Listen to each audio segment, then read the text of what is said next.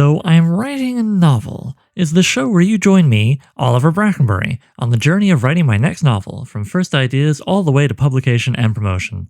In this one-man reality show, I'll share with you my ever-evolving thoughts and feelings on how I write, being a writer, and everything that entails at each stage of the process. I'll also answer listener questions and, sometimes, interview people who write fiction. If you're the kind of person who likes to learn how things are made and get to know the people making them, then this is the show for you. Last time, I discussed two big world-building elements that I'd want to figure out before getting into this episode's topic, which were language and race. I'll let you guess which of those two topics made me a little more nervous as I discussed it.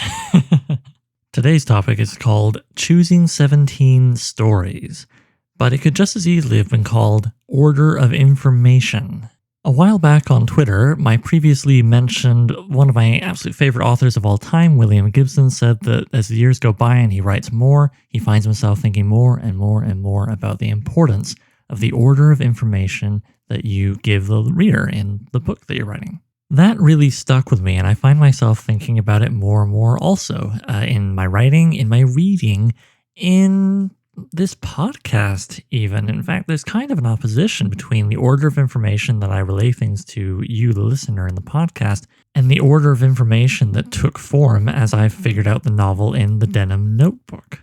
For example, the last two things I spoke about in the podcast that were also in the notebook in roughly this order were language and race, and before that, before the Vaux reading, the carrier bag theory of fiction. Now, in my speaking to you, it felt to me the logical thing was to then go forward to my choosing the stories that would go into the outline that I kind of discussed a little bit a few episodes back, in part because you guys have been asking about it, right? That was Matt's question from the last episode, and also because I had figured out the big idea, the profile of my protagonist, language and race, the big world-building questions, all these things. It's like, okay, well now let's, brainstorming stories. Everything I've discussed before I felt was building up to choosing the 17 stories. But where I did that in the notebook, the order of information, OOI, perhaps pronounced ooh-wee, but probably best not pronounced that way, was actually like carrier bag theory of fiction, language and race, quickly followed by,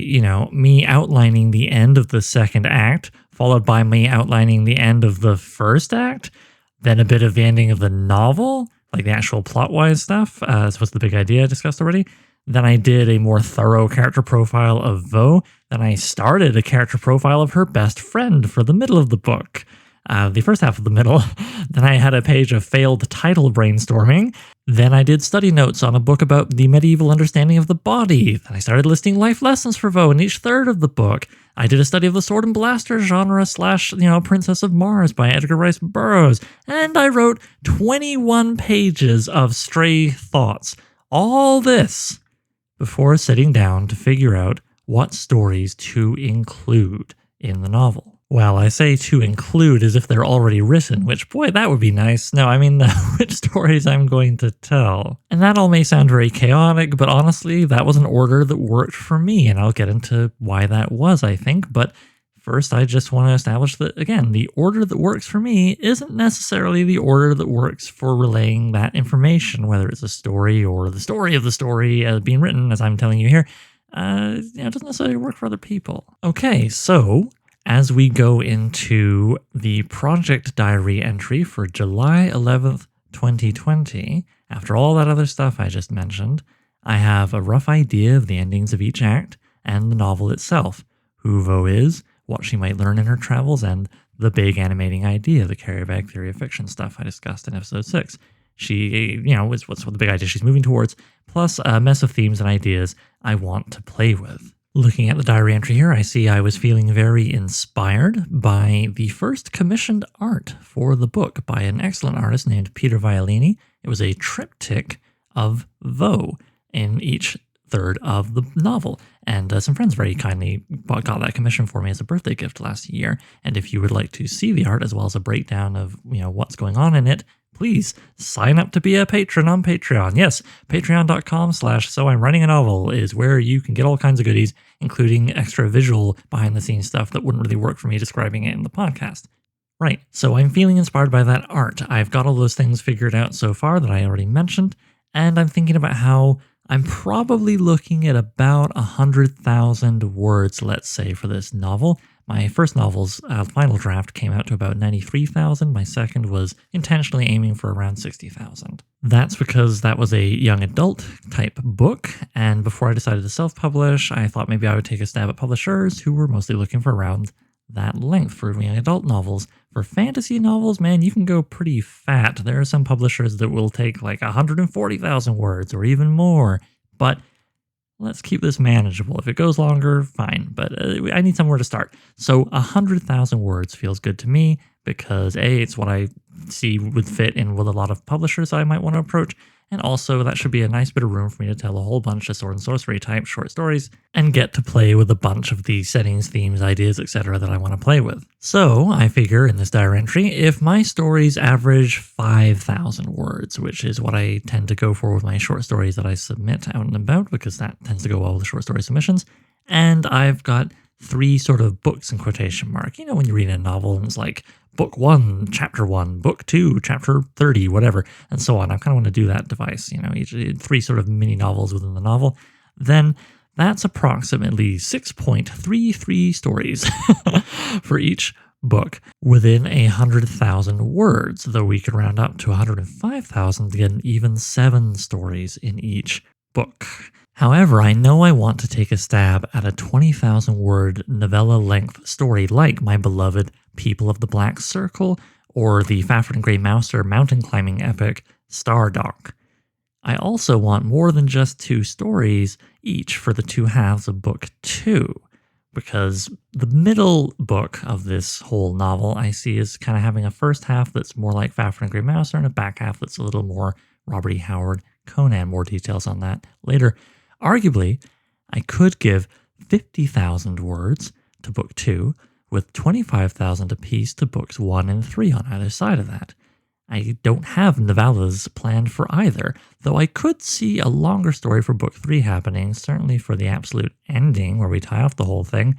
There's also the few very short stories we might have, like a Lord Dunsany style 1 to 3 pager in the first book, or even a half-page limerick. I mean, I want to, this is my thing. I want to mess around, so I want to leave myself that freedom. But this doesn't need to be a perfect finished form, obviously, at this point, so I just need something to run with, an organizing principle. Yeah, I think I'm going to go with, July 11th, Oliver here says, I'm going to go with book 1, 25,000 words, 5 stories, including Vo.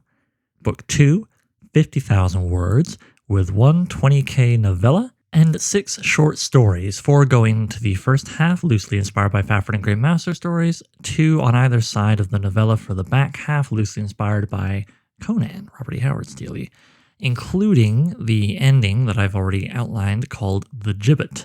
And finally, book 3, 25,000 words, 5 stories, much like book 1. Okay, 1 novel, a short story cycle, told across 3 big chunks, confusingly referred to as books, 100,000 words, and 17 stories. Got it. And then on the next page of the notebook here, wrote, well,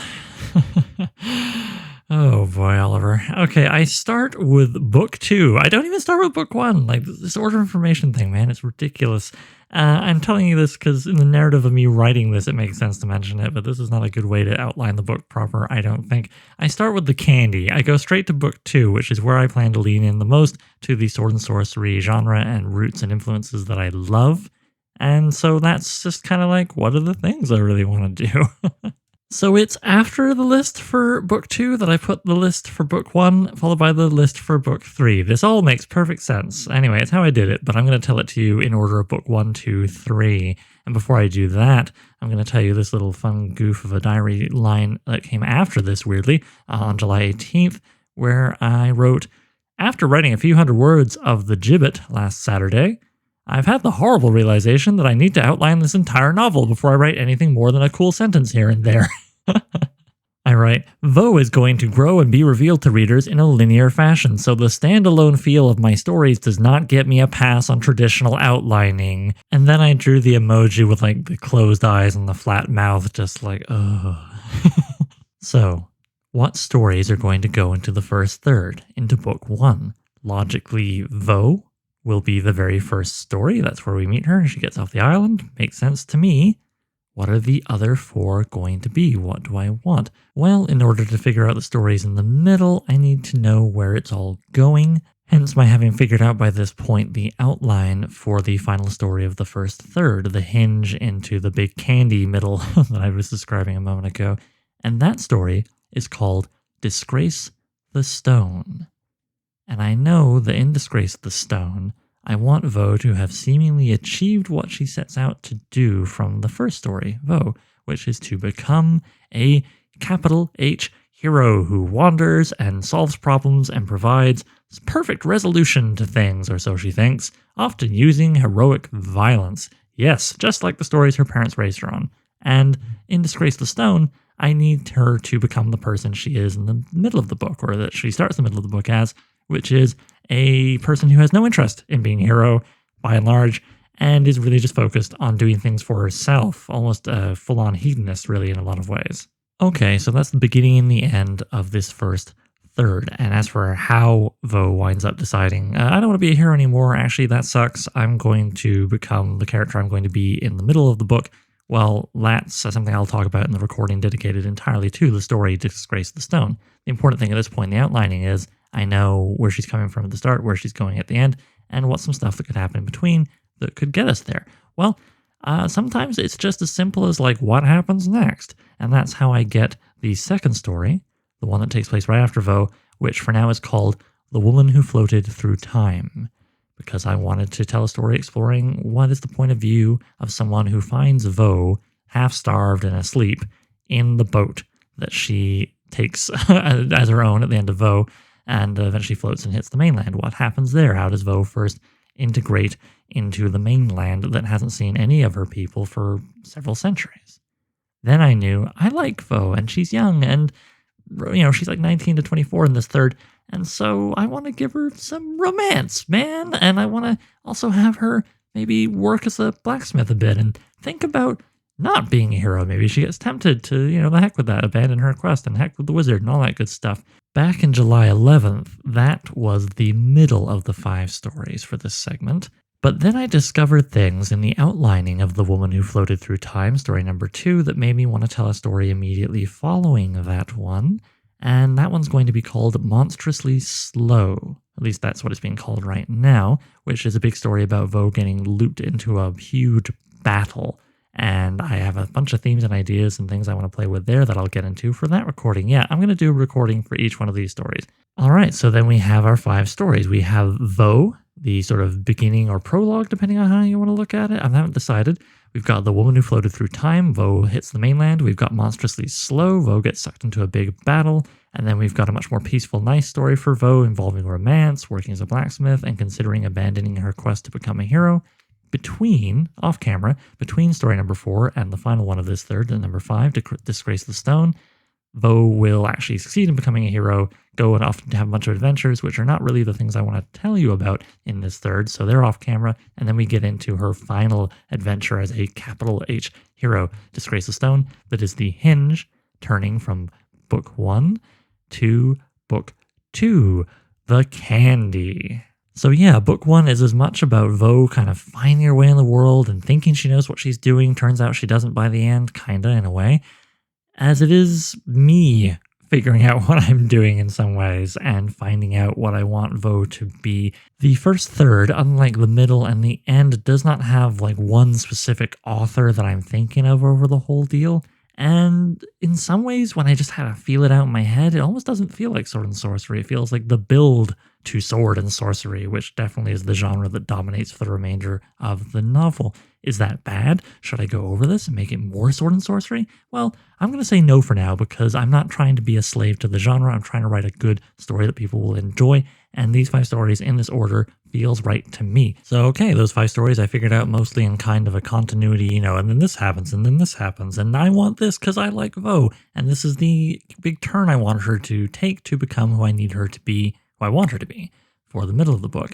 Okay, middle of the book, my decision-making process was pretty much, I like candy, and by candy, I mean classic sword and sorcery stories from the 30s onward. So, okay, how did that work, Oliver? Well, I had outlined the ending to this as well, the story The Gibbet that I mentioned, which is where the sword and sorcery party of the middle of the book comes to an unfortunate close for Vo. She basically has to pay the bill for living a pretty hedonistic, crazy lifestyle. And I don't just mean hedonism, we always think of like sex and food, but it's hedonistic to just devote your life to your pleasures, whether they're sex or food or violence or thieving or just whatever, just personal gratification, right? And so if book 2 is going to end with Vo paying the bill for focusing on personal indulgence, a focus that, to give her a little arc in the middle, I think should be her getting more and more and more into just thinking about herself, which can definitely be self-destructive and definitely cause you to overlook things you should have paid attention to, well then at the first story in the middle, I'm going to want her to be new to the idea and just kind of be cautiously indulging herself in ways that book 1 Vo never would or would only do with a lot of nudging from someone. And who's that someone going to be? Well, remember I said the first half of this is going to be a bit more like Fafhrd and Grey Mouser, the Fritz Leiber, a lovely pair of thieves, the big guy, little guy team I've mentioned many times by now. Okay, Vo's probably going to be the big guy. Who's the little guy going to be? Well, I'm going to figure that out later, but for now I think the first story is very much going to be about Vo meeting her little guy. I say guy, but at this point I figured out very little about that character by July 11th, 2020. It just did about half a page and then thought, I'm going to come back to that. I know they will exist, though. I know they will be Vo's friend and they will be a guide and help her out and all that kind of stuff, but I also want to really make them their own person. So what I have written here in this one line for the very first story of the middle is teaming up with quote-unquote Grey Mouser and Vo's prostitute heist.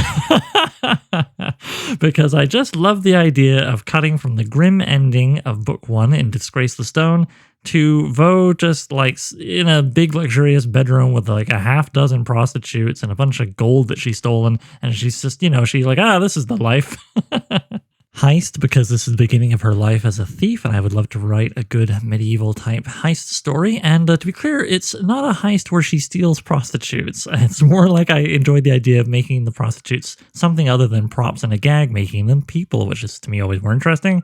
And maybe she recruits the prostitutes as her squad for performing the heist, and it's in this that she winds up meeting Grey Mouser, and I'll get into more detail when I talk about that little episode. So yeah, Vo's prostitute heist and meeting/teaming up with her Grey Mouser, her little guy, is the beginning, the Gibbet is the end. What's in between? Again, candy. This was pretty easy. My choices were based on like, what stories do I really love? And what sort of general story forms do I really love? So right after that, I put Lean Times in Lankmar, quote unquote, which is a Fritz Leiber, Fafhrd and Grey Mouser story that I love, that made me laugh so hard with how it ended. And so I don't want to tell like my clone of that story. It's more like, okay, that's the vibe and inspiration I'm coming from. I want to tell a really gut-bustingly funny finale story about the two main characters kind of being on the outs and what they get up to along the way. In the next line, I wrote High Sea Adventure. All right. Pretty straightforward. I want to have these two have an adventure on the high seas, which could be a reaction to a whole bunch of things. Fafhrd and Grey Mouser definitely have some nautical adventures. And I want the two friends to have a big high sea rollicking adventure before the final story for the first half of the middle here, where I just wrote Vo and GM, my shorthand for what will be my Grey Mouser, fall out or drift apart. This story is a product of necessity, in quotation marks. I mean, it's all stuff I'm choosing to do. I don't have to do it, but it's a kind of a necessity in the sense that I want to not only have Fafhrd and Grey Mouser style stories with Vo, I also want to take a stab at the big man himself and have some Conan type stories starring her. And though Conan does have kind of a sidekick or buddy or co-protagonist in a few stories like Red Nails or Wolves Beyond the Border, generally speaking, dude rides alone, and that's what I want Vo to be in the back end here. I imagine part of why Vo and GM fall out will be Vo moving towards a more Conan-ish attitude, which doesn't really gel with GM's more Fafhrd and Grey Mouser lifestyle. Now, I already know I want to tell my version or my stab at something like People of the Black Circle, the 20,000 word novella, so that uses up most of the Conan half of the middle of the book, and really only leaves me one slot left because the ending, the gibbet, has already been chosen. That's another 5,000 words.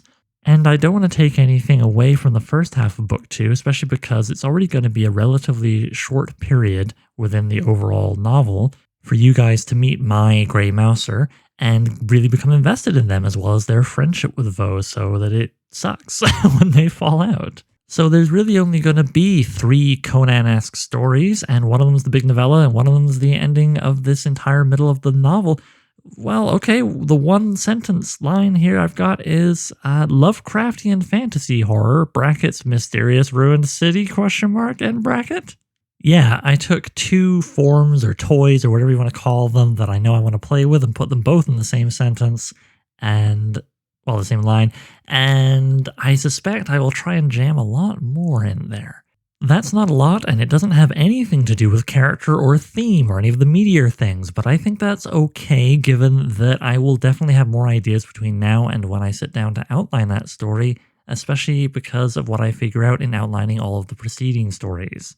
Alright, let's quickly review. Book 2, the middle of the whole thing, starts off with Vo's prostitute heist / meeting and teaming up with my Grey Mouser. That's story number 1. Story number 2, my lean times in Lankmar, kind of funny heist thing. Story number 3, high sea adventure. Number 4, Vo and her best friend Grey Mouser, my Grey Mouser in quotation marks, fall out or drift apart. This is the hinge to the Conan half with Lovecraftian fantasy horror question mark. People of the Black Circle in quotation marks, my people of the Black Circle, and ending with the gibbet, which brings Vo low after the glorious highs of these stories. Why do I want to bring Vo low? Don't I like Vo? Or is this some sort of really artificial thing where, it's like, Mr. Stories in the story writing book tells you gotta write stories like this where at the end of the middle, at the end of the second act, that's where the heroes gotta be at their lowest, so it's more satisfying when they kick a lot of ass in Act 3. I don't know whose voice that is. But yeah, no, it's neither of those things. What it is me knowing I want to escalate to big, weird, strange stuff in the last third. Big, weird, strange settings, big, weird, strange ideas. With this, I'm thinking of other authors, namely Michael Moorcock with Elric, who went on some pretty crazy adventures, as well as his Eternal Champions series, and Jack Vance and The Dying Earth, which not everybody would agree is sword and sorcery, but Brian Murphy of Flaming Crimson, A History of Sword and Sorcery, wrote a pretty good essay for GoodmanGames.com about how those books can be considered sword and sorcery, which I certainly found convincing. Not that it was hard to convince me, I love those books and all the big weird stuff in them. So after the first 2/3 of the book, which are fairly grounded, I mean, the first story, Vo has a blood tornado, yes, I know, but compared to some of the stuff I just cited, it's definitely much more grounded. How do we get Vo into a situation where in each story she can be going to completely different planets or planes of existence or even just, deep, deep, deep underground or other weird stuff? How, Oliver? How? You ask, I presume, for the purposes of me telling this narrative. Well, remember how in book 1 she's trying to be a big capital H hero and is all about willingly serving others and the greater good. And then she turns her back on that crap to be all about serving herself and following her own whimsies and whatnot in the middle, the extremely capital S sword and sorcery middle. Well, if she's not serving others willingly, and if she's not serving herself, then what's left? Serving someone else unwillingly. Why would Vo ever do that? Well, she'd probably have to be brought low and put in a place where she has little or no options whatsoever. A place like a gibbet hanging by the side of the road where she is stuck. By the way, a gibbet's like a hanging cage off a pole, basically. And she's in this gibbet, starving to death and unable to escape. Even her mighty thews cannot break these bars, right? And maybe at the end of that story, she is approached by someone, the only someone who can get her out of there. But there's a price. And if that person is going to put her in their servitude, and I want her to go to all kinds of big, crazy places and literally anywhere in reality I fancy sending her, then that person is going to have to be pretty powerful, a really supernatural kind of patron that she serves. So, okay, there's the device. This big supernatural character essentially enslaves her in bondage and sends her off on a different task for each story in the final book until she earns her way out or figures her way out. Who knows? But gets out of his service, let's say it's a him, to go into the finale where she finally encounters the wizard that is mentioned in the very first story. The wizard she swears to kill in book 1, although she abandons that vow when she says, the heck with it, I'm going to have prostitutes and heists in the middle. Being the furthest from the beginning, the furthest from where I am in terms of outlining specific stories and all that jazz, this is the vaguest and the quickest to tell you about. 5 stories. I know the ending is going to be something currently titled Stairs, and I have a bunch of ideas I know I want to play with. I know the first one will probably be The Underland. I like writing stories about characters going deep underground, so I'm going to lean into that. And for now, the title, The Underland, is also evoking the Robert McFarlane book, Underland, which I love. After that is something I definitely mentioned in episode 3, the Brainstorming Stories episode, Medieval Zone Story. So think like the film Annihilation or Stalker, and basically just, I want to send Vo into somewhere where the normal laws of physics and whatnot have been suspended and are getting worse. What does that mean in a setting where there's magic, Oliver? Well, I'll tell you more about that when I get to outlining that story, but believe me, I have considered that a place where the laws of physics and whatnot are weird is a lot of fantasy stories. Right. In the third one, I know I want to get some sci-fi chocolate in my fantasy peanut butter. I am intrigued by the sword and blaster sub-genre, and I'm also intrigued by a term from that literary theory terms book I got in school years ago and recently rediscovered as actually being a pretty fun, useful resource as a writer, less so fun as a student. That term is a long German word I will probably mispronounce, but let's give it a whirl. Heimkehrer literature, which in short is a term from 1946 to denote fiction and drama concerned with the plight of demobilized soldiers on their return to a country that had been ruined by war, and the difficulties they faced coming to terms with civilian life. Which, what? Well, I want to take that and kind of blur it with sword and blaster and have Vo wander through it. I'll get into more detail later, but I think that's an intriguing combo. And then the last story before the last story, the end of the novel, Stairs. This last one, I just wrote Little Vo. It really, I'm concerned by it and excited by it. I'm excited by it because I love the idea of Vo somehow through time and space being sent back to the island right before we do the end of this whole thing. Back to the island when she's 6. Now, this would be not Vo being reduced to age 6 again, but more like adult, world-weary, this point almost 35-ish Vo, who's seen a lot of junk, being sent back to the island back in time and potentially bumping into 6-year-old Vo, or, well, let's say 6, whatever, little Vo. I think in a third of the novel that is the most defined by high concept craziness, having a story that's deeply rooted in character, deeply rooted in our main protagonist across the whole thing is a good idea. I think having that story right before the ending and having that story evoke the beginning by sending her back to the island is also a good idea. I'm intrigued also to see what I would come up with when I return to the island for the first time in a long time. By that point, I'll have written everything else in the novel, right?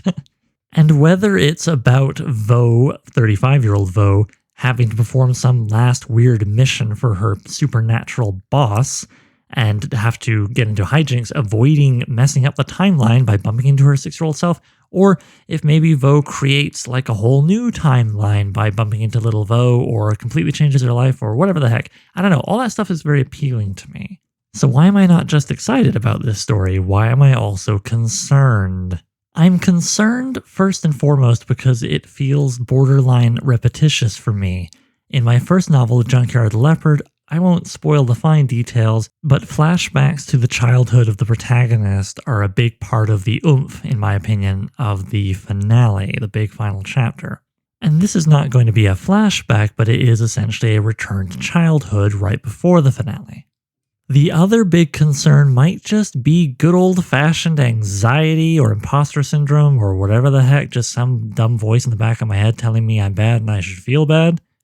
But despite the fact that some of these one-line items of stories I want to include read like Lovecraftian fantasy horror, my version of this story, my version of that story, high sea adventure, Vo has some romance and, I don't know, works as a blacksmith. Despite all that, this is the only line, Little Vo, with all the stuff I just described in it, this is the only one that feels like it might be just kind of empty. It might just be me going through motions and ticking boxes. It might just be me being manipulative and, trying to make you really care about the character. I mean, all writing is manipulation to a degree, right? But it's like when I think when you describe writing as being manipulative, you don't mean that the author tried to get an emotional result from the reader using words, because that's storytelling. I think what you mean is that the writing is kind of obviously trying to just hit certain beats rather than do what feels right, do what comes out of everything that's preceded it, do what comes out of the character growth that we've witnessed so far, and instead it's just someone ticking boxes, right? I don't know, it just feels like something that if I saw it in a book or near the end of a movie, I'd be like, all right, well, here's the part where they remind us that we really love the main character. Who knows? Maybe I'm wrong, but that's my concern. And so, well, then there's the finale with the wizard, which I'll talk about when we get to that part. All right. Feels good, man. I've got the 17 stories. Things can always change as we move along here. No joke, in the first third, I skipped over this earlier, I did not have that monstrously slow story of her getting pulled into a big battle. I had a line here that reads, dueling wits with a trickster figure and courtly intrigue?